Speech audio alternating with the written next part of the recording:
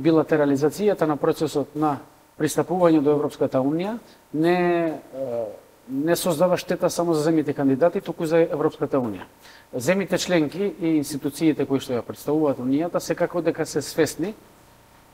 за овие проблеми и нашите аргументи ги слушаат со големо внимание.